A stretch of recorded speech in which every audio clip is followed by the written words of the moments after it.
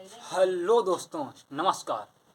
स्वागत है आप सभी का हमारे चैनल उन्नति क्लासेज हरदोई में। मेरा नाम है ओम प्रताप सिंह और मैं लेकर के आया हूं आपके लिए एक शानदार और जानदार सेशन जो कि होगा इतिहास का। चलिए शुरू करते हैं कल का रिवीजन। कल हमने पढ़ा था कुतुबुद्दीन ऐबक के बारे में।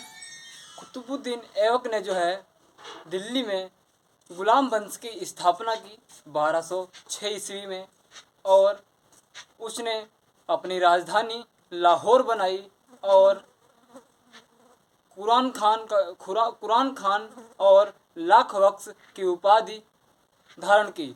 और इसके बाद उसने बहुत सारे कार्य किए, जैसे कुतुब मीनार की नींव रखी और चौगान खेलते हुए 1210 ईस्वी में मृत्यु हो जाती है।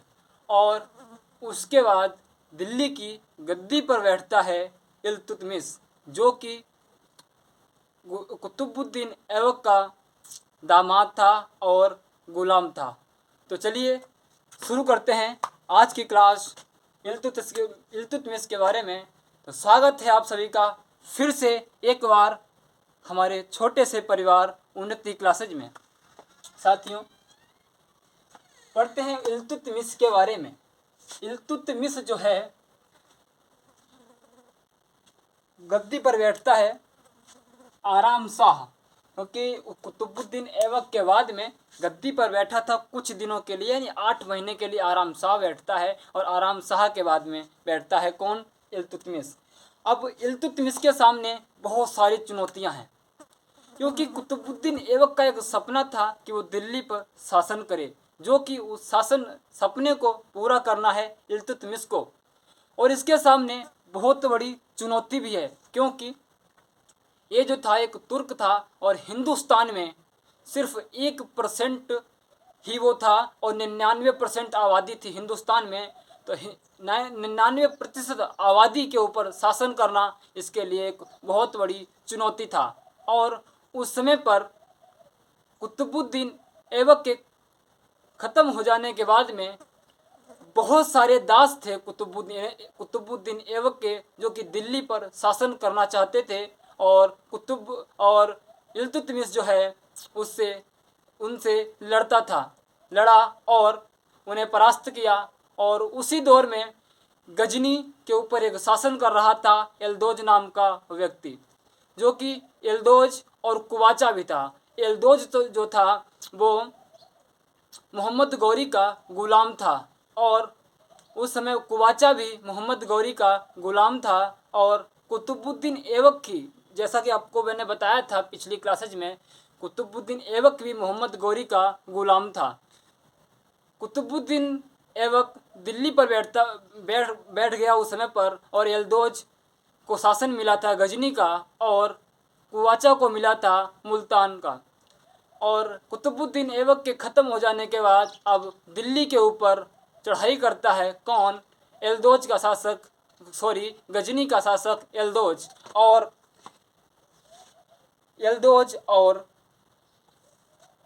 इल्तुतमिश के बीच में एक युद्ध होता है, जो होता है तराइन का तृतीय युद्ध।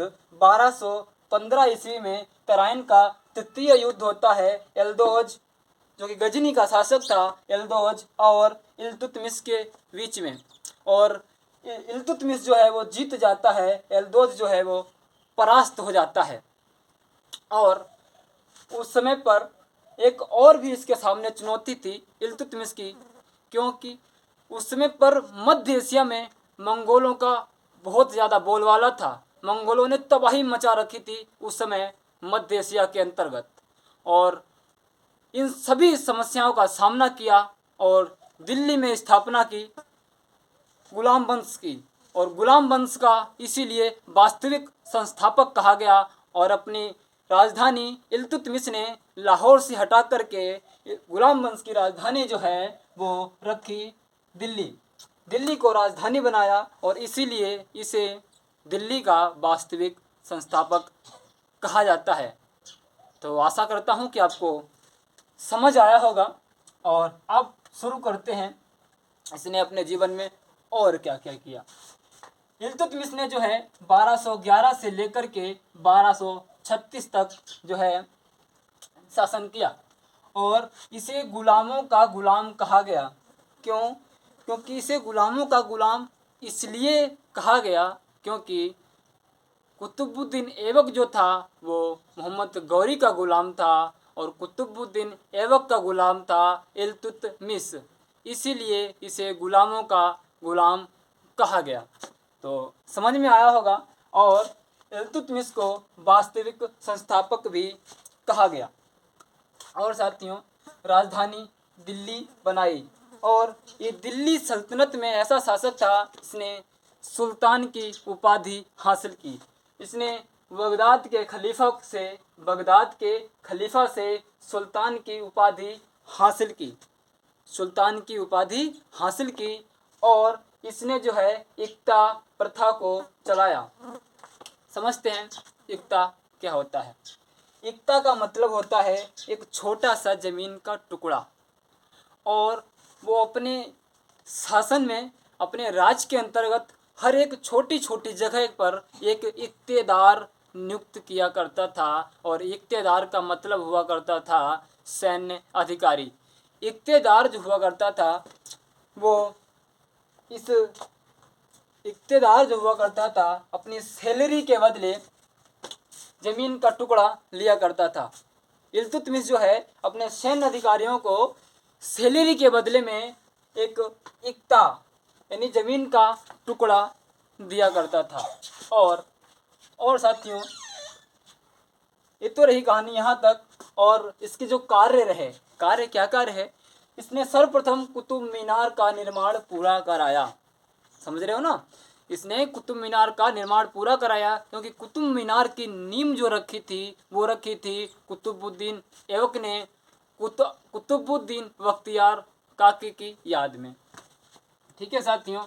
और इसने एक चालीसा दल का निर्माण किया जिसे कहा गया तुर्कान चिहलगामी, क्योंकि इल्तुतमिश जो था वो एक तुर्क था और इसने 40 तुर्कों को अपने बड़े बड़े पदों पर बैठाया और इन 40 लोगों के साथ में बैठ करके वो बातें किया करता था, कह सकते हैं कि मीटिंग किया करता था और किस तरीके से शासन करना है उनकी सलाह लिया करता था। क्यों? क्योंकि इसने तुर्कों को इसलिए बैठाया क्योंकि इससे पहले जो बड़े पदों पर थे वो मोहम्मद गौरी के लोग थे और कुतुबुद्दीन ऐबक के लोग थे, इसलिए इसने 40 दल का गठन किया और उन सभी लोगों को हटा दिया। ठीक है साथियों। और इसने जो है शुद्ध अरबी के सिक्के चलाए और चांदी का टंका चलाया और तांबे का जीतल चलाया। आज भी हम टका नाम से कुछ बस शब्द इस्तेमाल किया करते हैं। चांदी का टंका चलाया और तांबे का जीतल चलाया। तो आइए एक बार फिर से फटाफट 1 मिनट में रिवीजन करते हैं। इल्तुतमिश जो है इसका कार्यकाल 1211 से लेकर के 1236 ईस्वी रहता है। गुलामों का गुलाम इल्तुतमिश कहा गया। वास्तविक संस्थापक था दिल्ली का, राजधानी दिल्ली थी क्योंकि कुतुबुद्दीन ऐबक की राजधानी क्या थी? लाहौर थी। और कुतुबुद्दीन ऐबक की जो समाधि बनी हुई है वो भी लाहौर में ही बनी हुई है और इसकी इल्तुतमिश की समाधि जो है वो दिल्ली के अंदर बनी हुई है। ठीक है। और इल्तुतमिश ने बगदाद के खलीफा से सुल्तान की उपाधि ली और इक्ता प्रथा शुरू की। इसने कुतुब मीनार का निर्माण पूरा कराया और 40 दल तुर्कान चिहलगामी का निर्माण इसने किया और शुद्ध अरबी सिक्के चलाए, चांदी का टंका, तांबे का जीतल। और एक छोड़ो से 1215 ईस्वी में तराइन का तृतीय युद्ध होता है जो कि यल्दोज और इल्तुतमिश के बीच होता है। इसे इल्तुतमिश जीत लेता है और यल्दोज हार जाता है। अब पढ़ेंगे इसका धार्मिक नीति। इसकी जो धार्मिक नीति थी वो कैसी थी? धार्मिक नीति कहा जाता है कि ये जो है इल्तुतमिश जो है वो उसने धार्मिक सहिष्णुता का परिचय दिया। इसने जो है धार्मिक सहिष्णुता का परिचय दिया, जिसके बारे में अभी हम चर्चा करेंगे। धार्मिक सहिष्णुता, धार्मिक सहिष्णुता।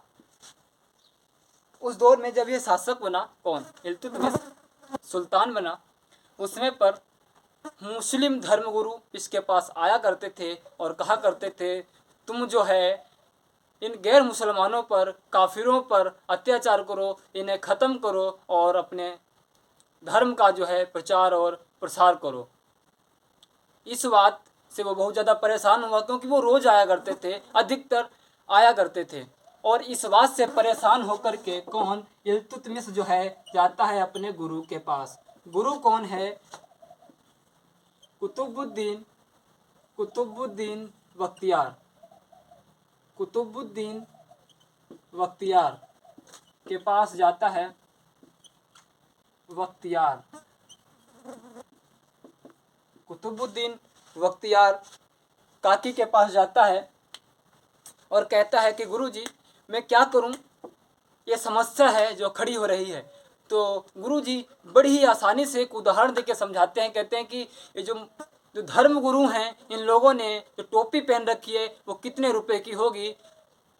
तो सुल्तान कहता है कि मुश्किल से 2-4 रुपए की होगी। और सुल्तान से कहा कि आपने जो मुकुट पहन रखा है वो कितने का है? कहा वो तो करोड़ों का है। तो काकी ने कहा, यानी गुरु ने कहा कि तुम जो है अपनी करोड़ों की बुद्धि इस्तेमाल करो और इन धर्म गुरुओं को छोड़ दो। इसलिए इसने धार्मिक सहिष्णुता का परिचय दिया और इसने वो कुछ भी नहीं किया जैसा कि धर्म गुरु चाहते थे।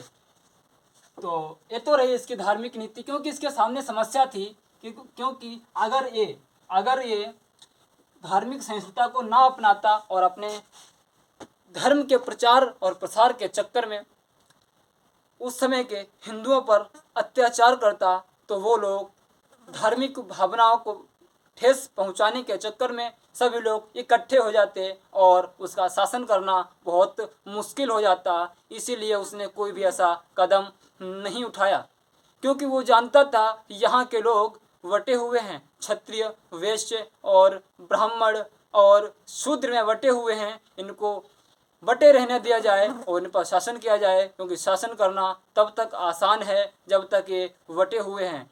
और अगर धार्मिक भावनाओं को ठेस पहुंचाएंगे तो ये लोग आपस में इकट्ठे हो जाएंगे और हमें शासन करना बहुत मुश्किल हो जाएगा।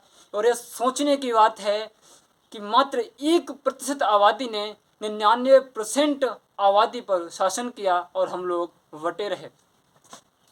और उसके बाद ये कोई एक कहानी नहीं थी, उसके बाद बाबर आता है और वो भी शासन करता है। उसके बाद अंग्रेज आते हैं और शासन करते हैं और हम लोग आपस में बटे रहते हैं। ये इतिहास हमें सिखाता है कि हमें जो है एकत्र रहना ही पड़ेगा। और इसके बाद पढ़ते हैं इसकी विदेश नीति। इसकी विदेश नीति कैसी थी? क्या विदेश नीति कैसी थी? विदेश नीति कैसी थी? इसकी विदेश नीति भी बहुत शानदार रही, क्योंकि ये जो है दिल्ली सल्तनत को मजबूत करने में जुटा हुआ था। ये युद्ध लड़ना नहीं चाहता था। और उसी समय पर चंगेज खान आता है। कौन? उसी समय पर चंगेज खान आता है। चंगेज खान आता है। चंगेज खान क्यों आता है? क्योंकि मध्य एशिया में चंगेज खान ने उस समय पर तहलका मचा रखा था। और वहीं पर एक व्यक्ति था जो था ख्वारिज्म शासक मंगवर्णी। कौन था? ख्वारिज्म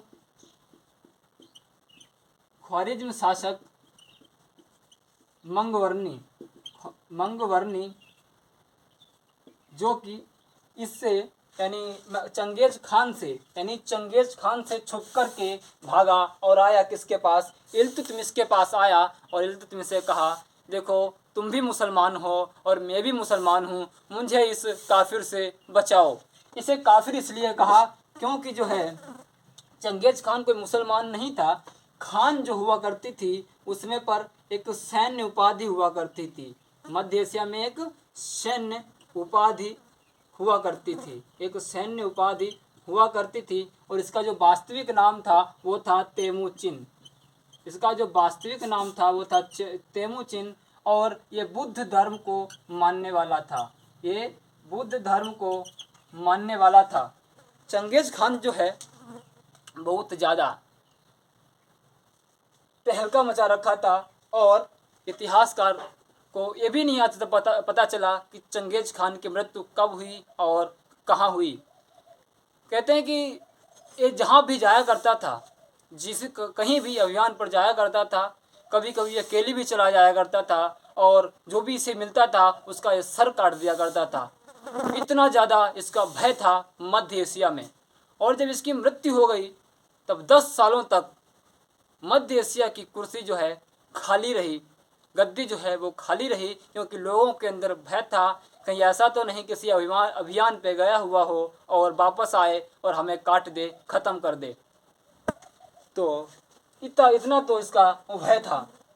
और ये जो मंगवर्णी है इल्तुतमिश के पास आता है, कहता है हमें शरण दो, लेकिन मंगवर्णी जो है अपनी होशियार और बुद्धिमान होने के कारण इसे जो है ख्वारिज़मी शासक मंगवर्णी को मना कर देता है और कहता है कि हम तुम्हें शरण नहीं देंगे। और उसी समय पर चंगेज खान जो है, चंगेज खान सिंधु नदी के तट से सिंधु नदी के तट से वापस हो जाता है और फिर कभी नहीं आता। कहा जाता है कि अगर चंगेज खान उसमें भारत में आ जाता तो जो इस समय पर भारत का इतिहास है वो कुछ और ही होता। अब जो है हम इसके बारे में थोड़ी सी और चर्चा कर लेते हैं। इल्तुतमिश जो है भारत के अंदर मकबरों का जन्मदाता कहा जाता है। मकबरों का जन्मदाता कहा जाता है। मकबरों का जन्मदाता कहा जाता है क्योंकि इसने जो है पहला मकबरा बनवाया था। कहाँ बनवाया था? सुल्तानगढ़ी में बनवाया था। सुल्तानगढ़ी दिल्ली में बनवाया था, जो कि इसके पुत्र महमूद का था। और साथियों, इल्तुतमिश ने एक और मकबरा बनवाया था जो कि था मोइनुद्दीन चिश्ती का। किसका? मोइनुद्दीन चिश्ती का, जो कि आप सभी लोग जानते हो। मोइनुद्दीन चिश्ती का मकबरा जो है कहाँ? अजमेर में। अजमेर कहाँ है? राजस्थान में। कहाँ? राजस्थान में है ना friends? I hope you getting my points. Okay. और साथियों, अब बात करते हैं इल्तुतमिश की, है ना। अब बात करते हैं और आगे भी बात करते हैं इल्तुतमिश की। ये जो है इल्तुतमिश का मकबरा जो है वो कहाँ बना हुआ है? इल्तुतमिश का मकबरा, इसका मकबरा भी कहाँ बना हुआ है? दिल्ली में बना हुआ है। कहाँ बना हुआ है? दिल्ली में बना हुआ है। क्वेश्चन आया करते हैं वनडे क्लासेज में कि दिल्ली इल्तुतमिश का मकबरा कहाँ बना हुआ है? दिल्ली में बना हुआ है। मोइनुद्दीन चिश्ती का मकबरा कहाँ बना हुआ है? अजमेर में बना हुआ है। किसने बनवाया था? इल्तुतमिश ने बनवाया था। कुतुबुद्दीन ऐबक का मकबरा कहाँ बना हुआ है? कहाँ बना हुआ है? तो लाहौर में बना हुआ है ना। अब बात करते हैं इल्तुतमिश जो है एक बार कहाँ गया हुआ था? ग्वालियर अभियान पे। ग्वालियर अभियान। कहाँ? ग्वालियर अभियान पे गया हुआ था और वहाँ पर अचानक ये बीमार पड़ जाता है। इल्तुतमिश जो है बीमार पड़ जाता है और ये अपने बेटों को एक खत लिखता है और कहता है कि मैं बीमार हूँ, मुझे कोई देखने तो आए। उस समय पर उनके एक भी बेटे, एक भी पुत्र इल्तुतमिश को देखने के लिए नहीं जाते हैं। वो इसलिए नहीं जाते क्योंकि उन्हें लगता है कि जो भी दिल्ली में रहेगा वो पिता के मरने के बाद दिल्ली की गद्दी कब्जा कर लेगा और जो वहाँ देखने जाएगा उसे कुछ नहीं मिलेगा। इसलिए उनके एक भी पुत्र नहीं जाते हैं। और कौन जाता है? रजिया सुल्तान। कौन जाता है? रजिया सुल्तान। रजिया सुल्तान तो बाद में बनी, कौन जाता है? रजिया। रजिया, और रजिया जो है इसकी पुत्री थी, किसकी? इल्तुतमिश की पुत्री थी। कौन? रजिया। इल्तुतमिश की पुत्री थी रजिया। और इस बात को लेकर के बहुत ही प्रसन्न होता है। कौन? इल्तुतमिश बहुत ही ज़्यादा खुश होता है कि उसकी पुत्री जो है रजिया उसे देखने के लिए आई हुई है। और वो वहीं पर एक फरमान जारी करता है। क्या? एक फरमान जारी करता है और कहता है कि रजिया जो है अगली दिल्ली की सुल्तान होगी, दिल्ली की अगली सुल्तान होगी। और तब तक यहाँ पर दिल्ली में जो है, दिल्ली में रजिया सुल्तान का भाई और इल्तुतमिश का बेटा जो है वो रुकनुद्दीन। कौन? रुकनुद्दीन। रुकनुद्दीन जो है गद्दी पर कब्जा कर लेता है। गद्दी पर कब्जा कर लेता है। गद्दी पर कब्जा कर लेता है। और जब रजिया आती है अपने पिता का फरमान लेकर दिल्ली पहुंचती है तो वहाँ पर एक मस्जिद में नमाज चल रही होती है। वहाँ पर दिल्ली में एक मस्जिद में नमाज चल रही होती है। तब रजिया जो है उन नमाजियों के सामने एक लाल कपड़े पहनकर कहती है कि मुझे जो है न्याय दो। मेरे पिताजी की इच्छा थी कि मैं, यानी मेरे अब्बा जी की इच्छा जो थी, मैं दिल्ली की सुल्तान बनूं और यहाँ पर मेरे भाई ने कब्जा कर रखा है ना, कब्जा कर रखा है। और वहाँ पर वो कहती है कि मैं वादा करती हूँ कि मैं जो है यहाँ की जनता के ऊपर कोई अत्याचार नहीं करूँगी और अपने पिता की तरह एकदम बहुत ही अच्छे से शासन करूँगी, है ना। और रुकनुद्दीन फिरोज शाह, इसका पूरा नाम था रुकनुद्दीन फिरोज शाह। और इसकी माँ जो थी तुर्कान शाह। कौन थी? तुर्कान शाह। और रुकनुद्दीन फिरोज शाह ने मिलकर के दिल्ली की जनता पर बहुत ज़्यादा अत्याचार कर रखा था और वहाँ की जनता जो है वो त्राही त्राही कर रही थी। और इन्हीं के बाद फिर वहाँ के जो लोग थे उन्होंने रजिया को सुल्तान बना दिया। अब रजिया जो है सुल्तान बनती है। कौन? रजिया जो है वो सुल्तान बनती है और बनती है दिल्ली की प्रथम और आखिरी शासिका, प्रथम और अंतिम शासिका। क्योंकि इसके बाद कोई भी औरत जो है, महिला जो है दिल्ली के सिंहासन पर नहीं बैठी और ना ही सत्ता को चलाया। तो ये तो रहा आज का सेशन साथियों। उम्मीद करता हूँ कि आपने इस सेशन को बहुत ही अच्छे से देखा होगा और बहुत ही ध्यान से समझा भी होगा। और ये भी उम्मीद करता हूँ कि आपने पिछली क्लासेस को देखा होगा, क्योंकि मैं जो है मध्यकालीन भारत का इतिहास की एक सीरीज चला रहा हूँ और एक तरफ से पूरा मध्यकालीन भारत का इतिहास और उसके बाद आधुनिक भारत का इतिहास पूरा एक सीरीज में आप लोगों के लिए लेकर आऊँगा। और इसलिए आप जो है सारी क्लासेस को लगातार देखिए, क्योंकि ये क्लासेस जो हैं वो किसी भी एग्ज़ाम में आपको एक सफलता की राह जो है दिखाएंगी। तो पूरा वीडियो देखने के लिए बहुत बहुत धन्यवाद, आभार, सत श्री अकाल, आदाब। पढ़ते रहिए, मुस्कुराते रहिए, मेहनत करिए, उन्नति करिए। और अगर आपको मेरी मेहनत अच्छी लगती है और आपको ये क्लास बहुत ही अच्छी लगती है तो आप इस चैनल को सब्सक्राइब करिए ताकि डेली आपको वीडियोज़ मिलती रहें। लाइक करिए, शेयर करिए। मैं मिलूँगा आपको एक अगली क्लास में जो कि होगी शानदार और जानदार। उसमें हम पढ़ेंगे रज़िया सुल्तान के बारे में। रज़िया सुल्तान ने क्या क्या किया और कैसे कैसे उसके सामने मुसीबत आई और किन किन संघर्षों का उसने सामना किया। पूरा वीडियो देखने के लिए धन्यवाद, आभार। चैनल को लाइक करिए, सब्सक्राइब करिए, शेयर करिए।